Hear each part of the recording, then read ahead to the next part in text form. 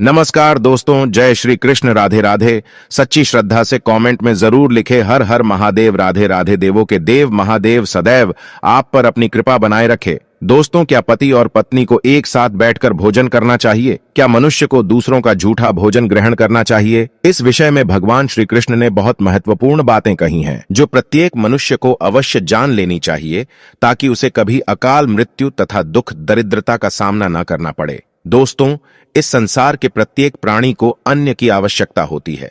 अन्न से ही उसे ऊर्जा प्राप्त होती है। हर पशु के लिए अलग अलग प्रकार के अन्न की आवश्यकता होती है। पशु भी अन्न ग्रहण करते समय ईश्वर के नियमों का भी पालन करते हैं। इसी प्रकार से मनुष्यों के लिए भी भोजन के कई महत्वपूर्ण नियम बनाए गए हैं। यदि इन नियमों का पालन किया जाए तो मनुष्य को ईश्वर की कृपा प्राप्त होती है। हमारे शास्त्रों में भोजन करने की दिशा, भोजन के प्रकार, भोजन करने का सही समय, इन विषय में महत्वपूर्ण नियम बताए गए हैं। तो दोस्तों, चलते हैं और सुनते हैं गुरुजी से कि वो क्या कहते हैं इसके बारे में। दोस्तों, भगवान श्री कृष्ण ने भगवत गीता में मनुष्य को भोजन करने संबंधी बहुत ही महत्वपूर्ण उद्देश्य दिए हैं। यह उपदेश मनुष्य की उन्नति करने वाला, दीर्घायु दिलाने वाला तथा सभी प्रकार के रोगों से मुक्त रखने वाला है। जिस शरीर को भगवान ने प्रदान किया है, उन्होंने ही इस शरीर को शुद्ध और स्वस्थ रखने के उपाय भी बताए हैं। जो मनुष्य भगवान श्री कृष्ण द्वारा बताए गए इन नियमों का पालन करता है, उसका शरीर सदैव शुद्ध, स्वच्छ और विकारों से दूर रहता है तथा सद्गति प्राप्त करने वाला बनता है। भगवान श्री कृष्ण ने भगवत गीता के माध्यम से मनुष्य को भोजन के प्रकार बताए हैं। इस प्रकार के भोजन से मनुष्य की प्रवृत्ति क्रोधी, क्रूर और राक्षसी बनती है, और किस प्रकार का भोजन करने से मनुष्य सदाचारी, विनम्र और दूसरे के मन पर विजय प्राप्त करने वाला बन जाता है। मनुष्य जिस प्रकार का भोजन करता है, उसे उसी प्रकार का शरीर और विचार भी प्राप्त होते हैं। इसीलिए धन की देवी माँ लक्ष्मी की प्राप्ति के लिए भी मनुष्य को उचित भोजन सामग्री का ही चुनाव करना चाहिए। मनुष्य चाहे गरीब हो या धनवान हो, चाहे राजमहल में रहता हो या वन में, उसे अपने शरीर की तृप्ति के लिए भोजन अवश्य ही करना चाहिए, परंतु इंद्रियों की लालसा में इतना भी उन्मत्त नहीं हो जाना चाहिए कि वह तामसिक एवं राजसिक आहार का सेवन करके क्रूर तथा निष्ठुर बन जाए। तामसिक भोजन करने वाला मनुष्य अपनी मान मर्यादा, संस्कार एवं अपने शरीर को भी नष्ट कर लेता है और दुष्कर्म का मार्ग पकड़ लेता है। राजसिक भोजन करने वाला व्यक्ति क्रोधी, आलसी तथा हिंसक बन जाता है। किंतु जो मनुष्य ईश्वर का नाम लेकर सात्विक भोजन का आहार लेता है, उसका मन पवित्र और सुंदर हो जाता है। ऐसे शरीर में भगवान सदा भी निवास करते हैं। दोस्तों, वास्तुशास्त्र में बताया गया है कि मनुष्य को किस दिशा में बैठकर भोजन करना चाहिए और भोजन करते समय उसका मुख कौन सी दिशा में होना चाहिए।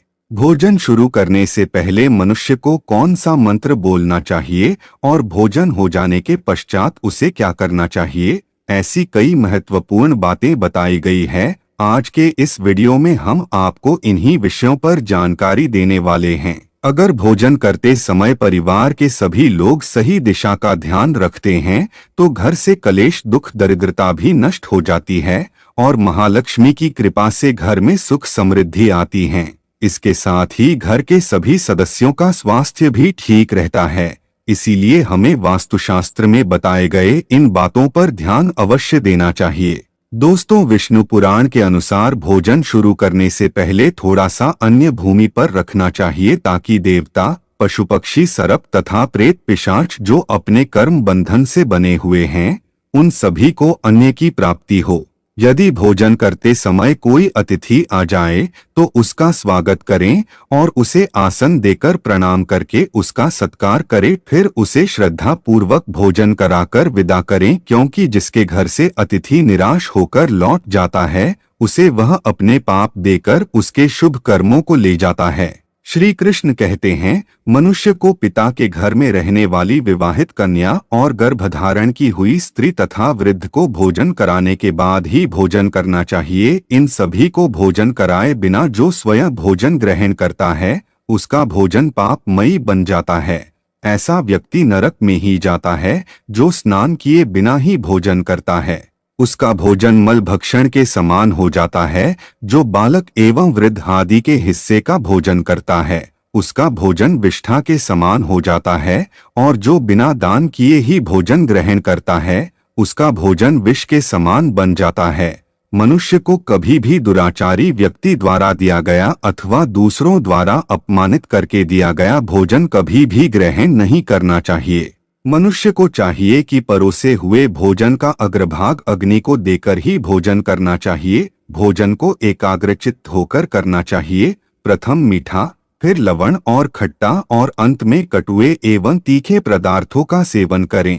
प्रथम 5 निवाले मौन होकर ग्रहण करने चाहिए। ऐसा करने से व्यक्ति के सभी पाप कर्म तुरंत नष्ट हो जाते हैं और भगवान की कृपा से उसे जीवन भर कभी अन्न की कमी महसूस नहीं होगी।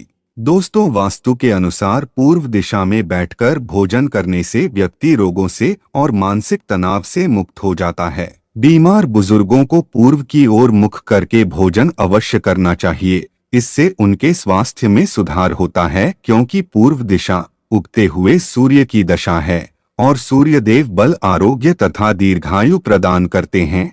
अगर कोई व्यक्ति व्यवसाय में तरक्की चाहता है अथवा नौकरी की तलाश में है तो उत्तर दिशा की ओर मुख करके भोजन करें। उत्तर दिशा मां सरस्वती की दिशा है। इससे उस व्यक्ति को कार्यों में सफलता प्राप्त होती है। ध्यान रहे, दक्षिण दिशा की ओर मुख करके भोजन न करें।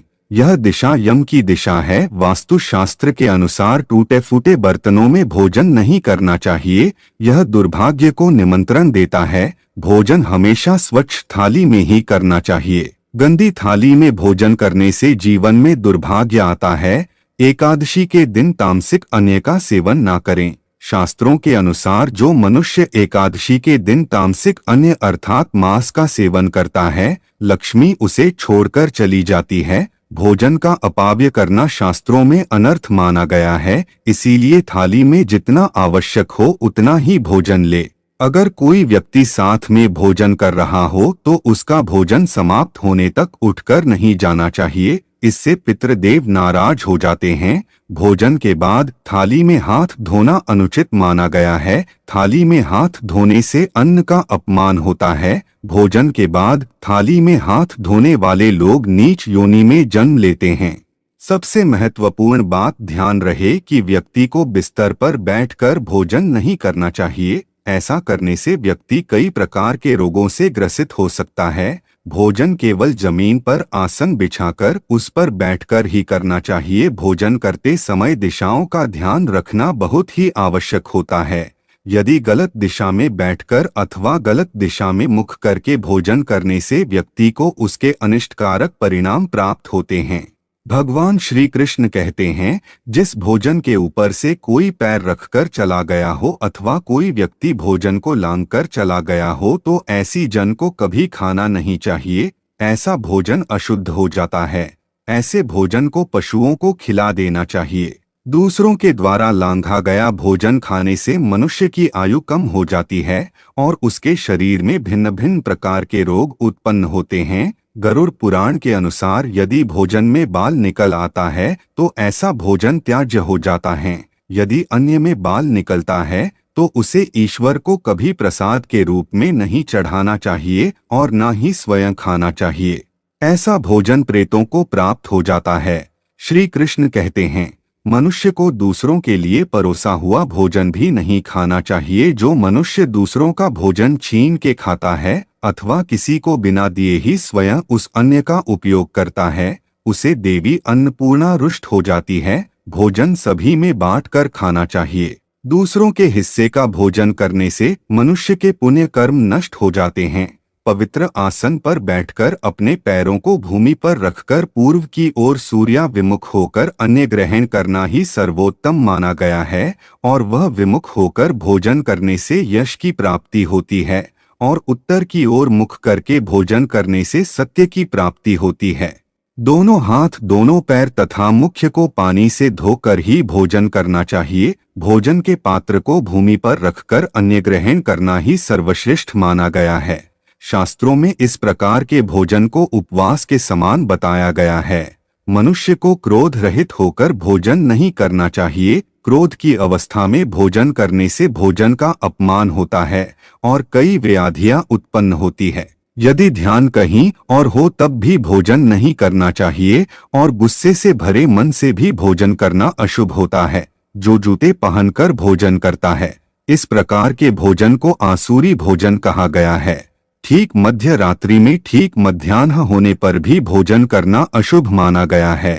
यदि पेट खराब हो तब भी भोजन नहीं करना चाहिए। गीले वस्त्र पहन करके भी भोजन करना अशुभ होता है। दूसरों के लिए परोसा गया भोजन भी कभी नहीं करना चाहिए। खड़ी होकर टूटे फूटे पात्र में भूमि पर रखकर अथवा हाथ पर रखकर भोजन ग्रहण करने से दरिद्रता आती है। भोजन करते समय वेदों का उच्चारण नहीं करना चाहिए। शास्त्रों के अनुसार स्त्री को पति के भोजन के बाद ही भोजन कर लेना चाहिए। यदि पति घर से दूर हो तो पति को ध्यान करके भोजन ग्रहण करना चाहिए। इससे पति की आयु लंबी होती है और स्त्री सदा सुहागन रहती है। पति से पहले भोजन करना शास्त्रों में शुभ माना नहीं गया है। इससे पति की आयु कम हो जाती है। इसके साथ ही विष्णु पुराण के अनुसार पति और पत्नी को एक साथ बैठकर भोजन नहीं करना चाहिए।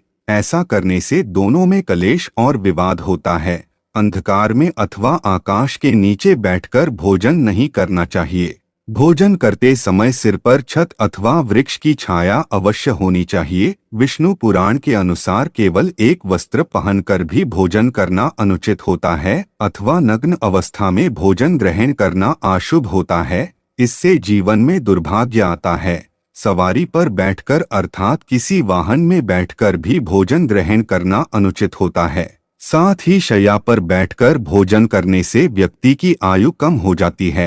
हंसते हुए अथवा रोते हुए भोजन करना अनिष्टकारक होता है। इससे गले में अन्य फंसकर प्राण जाने का भी खतरा बना रहता है। दोस्तों, इस प्रकार से शास्त्रों में भोजन के संबंध में महत्वपूर्ण नियम बताए गए हैं। तो दोस्तों, आपको ये वीडियो कैसा लगा हमें कमेंट में जरूर बताएं और साथ ही सच्ची श्रद्धा से कमेंट में जरूर लिखें। हर हर महादेव। राधे राधे। देवों के देव महादेव सदैव आप पर अपनी कृपा बनाए रखे। इस वीडियो को लाइक करें, अपने दोस्तों के साथ शेयर करें और हमें सब्सक्राइब करना ना भूलें।